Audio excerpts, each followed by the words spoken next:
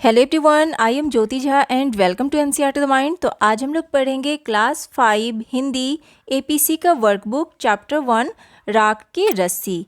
तो चलिए पढ़ना स्टार्ट करते हैं। आप भी अपना वर्कबुक निकालिए और मेरे साथ साथ बनाना स्टार्ट कीजिए। राख की रस्सी चैप्टर 1 है। निम्नलिखित प्रश्नों के उत्तर दीजिए। तिब्बत के 32वें राजा कौन थे? सोनगप-सेन गाम्पो। उनके मंत्री का क्या नाम था? लोनपो गार्ड। मंत्री को क्या चिंता थी? मंत्री को चिंता थी कि उसका बेटा बहुत भोला था। मंत्री ने अपने बेटे को कितनी बार शहर भेजा? तो 3 बार।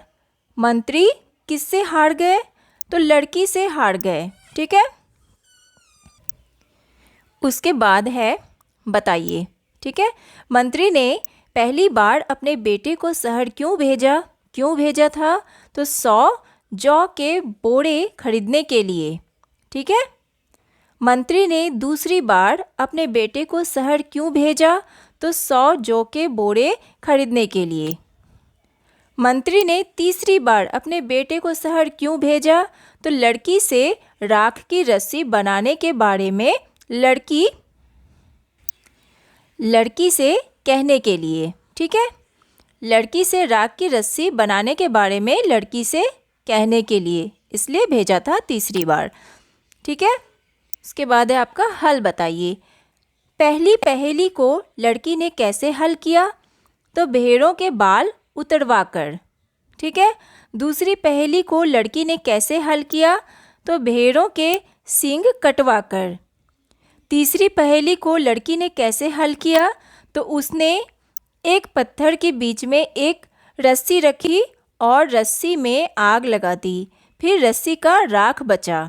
ठीक है, तिब्बत के मंत्री अपने बेटे के भोलेपन से चिंतित थे।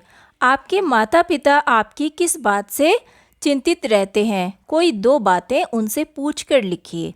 ठीक है, तो किस बात से चिंतित रहते हैं? तो मैं शैतानी करता हूँ या करती हूँ। ठीक है, मैं अपनी बहन से झगड़ता हूँ। ठीक है, या झगड़ती हूँ। तो आप जिस भी बात से जो है ना चिंतित रहते हैं तो वो आप लिखेंगे। क्या होता यदि मंत्री का लड़का भोला नहीं चालाक होता? तो क्या होता? तो मंत्री उसे शहर भेजता ही नहीं।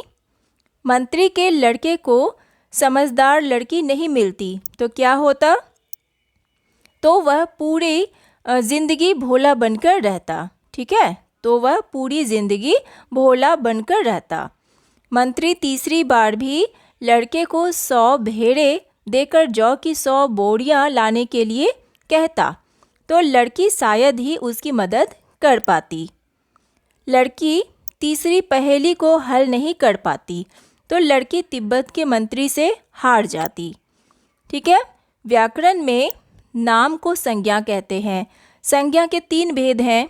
व्यक्तिवाचक संज्ञा जैसे रामायण, हिमालय, गंगा, तो ये सब क्या है?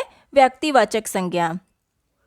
दूसरा है जातिवाचक संज्ञा जैसे कि पुस्तक, पर्वत, नदी, जिससे कि पूरी जाति का बोध होता हो। ठीक है, उसके बाद है भाववाचक संज्ञा जैसे कि अच्छाई, सुंदरता, कड़वाहट, जिससे कि भाव व्यक्त किया जाता है, उसे कहते हैं भाववाचक संज्ञा। जिससे किसी व्यक्ति का बोध हो, व्यक्तिवाचक जैसे कि रामायण, हिमालय, गंगा, तो ये सब व्यक्तिवाचक संज्ञा हो गया। तो इसी तरह से बताया गया है कि नीचे दिए गए गद्यांश में आए संज्ञा शब्दों को रेखांकित कीजिए और प्रत्येक का भेद बताइए। ठीक है, तो यहाँ पर देखिए जैसे कि है लिखा हुआ है कि लोनपो गार्ड तिब्बत के 32वें राजा सोनगप-सेन गाम्पो के मंत्री थे। वे अपनी चालाकी और हाजिर जवाबी के लिए दूर दूर तक मशहूर थे। कोई उनके सामने टिकता ना था। चैन से जिंदगी चल रही थी, मगर जब से उनका बेटा बड़ा हुआ था उनके लिए चिंता का विषय बना हुआ था। कारण यह था कि वह बहुत भोला था। होशियारी उसे छूकर भी नहीं गई थी। लोनपो गार्ड ने सोचा, मेरा बेटा बहुत सीधा साधा है, मेरे बाद इसका काम कैसे चलेगा? ठीक है, अब इसमें देखिए कि व्यक्तिवाचक कौन कौन सा है। व्यक्तिवाचक संज्ञा लिखना है तो लोनपो गार्ड, दूसरा है सोनगप-सेन और गाम्पो, सोनगप-सेन गाम्पो और तीसरा है तिब्बत। जातिवाचक में राजा, मंत्री, बेटा, विषय, कारण, काम, ये सब। भाववाचक में चालाकी, हाजिर जवाबी, चैन, चिंता, भोला और सीधा साधा। ठीक है, नीचे दिए गए शब्दों के अर्थ में अंतर समझिए। अब इसमें देखिए, जैसे नीचे लिखा हुआ है भोला, तो सीधा साधा और सरल। होशियार का समझदार, कुशल। बुद्धू बेवकूफ़, चालाक का चतुर और धूर्त। दुखी, तो दुखी का होगा व्यथित, दुख में पड़ा हुआ। निराश का जिसे आशा ना हो या हताश। हल का कठिनाई को दूर करना, सवाल का जवाब। तरीका का उपाय, काम करने का ढंग। ठीक है, नीचे दिए गए वाक्यों में उचित शब्द लिखिए। ठीक है, उचित शब्द लिखना है। छोटे बच्चे बहुत भोले होते हैं। अमर को एक ही बात बार बार समझानी पड़ती है, फिर भी वह गलती कर देता है।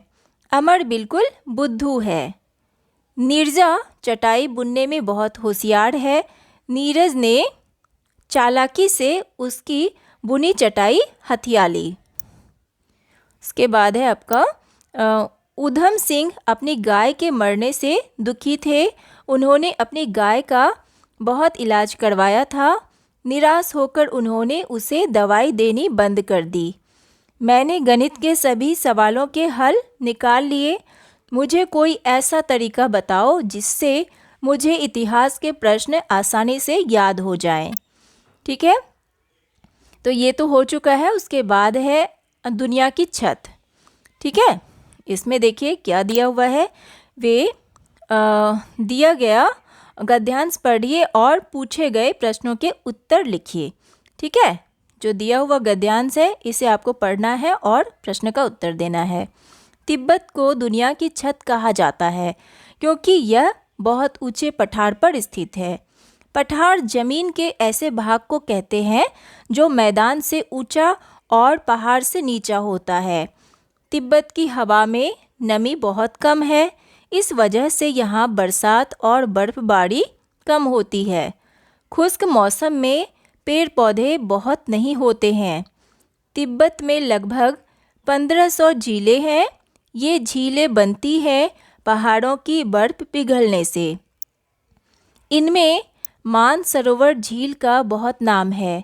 यहीं से सांगपो यानी ब्रह्मपुत्र नदी निकलती है। ठीक है, अब प्रश्न है कि तिब्बत किस नाम से मशहूर है? तो दुनिया की छत। पठार किसे कहते हैं? तो ज़मीन के ऐसे भाग जो मैदान से ऊंचा और पहाड़ से नीचा हो। तिब्बत में बहुत अधिक पेड़ पौधे क्यों नहीं होते? क्योंकि वहाँ बरसात कम होती है। झीलें कैसे बनती है? पहाड़ों की बर्फ पिघलने से। ब्रह्मपुत्र नदी का दूसरा नाम क्या है? तो सांगपो। ठीक है, उसके बाद यहाँ पे एक चित्र दिया हुआ है। देखिए, लड़की ने भेड़ों के बाल कैसे उतारे होंगे। तो इस तरह से यहाँ पर चित्र दिया हुआ है कि इस तरह से ही बाल उतारे जाते हैं। भेड़ों के बाल से ऊन कैसे बनी होगी? ठीक है, तो ऊन देखिए इसी तरह से ऊन बनता है। तो आपका वर्कबुक कंप्लीट हो चुका है। कैसा लगा पढ़ के मुझे ज़रूर बताइए।